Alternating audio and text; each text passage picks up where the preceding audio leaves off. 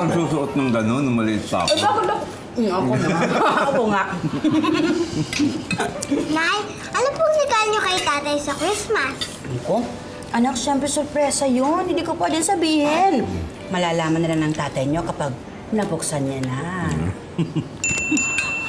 Alam niyo, napansin ko sa mag-asawa, habang tumatagal, parang mas nahihirapan kang maghanap ng regalo. Hindi lang pag Pasko, ha? Kahit anong okasyon. Dating dali-dali lang. Wow! Thank you!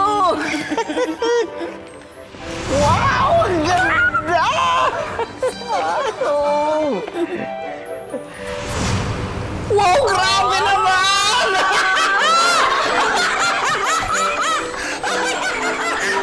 Pero pag tumagal, parang ang hirap-hirap na.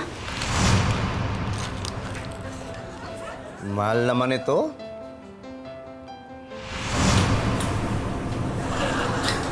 Parang di bagay sa akin.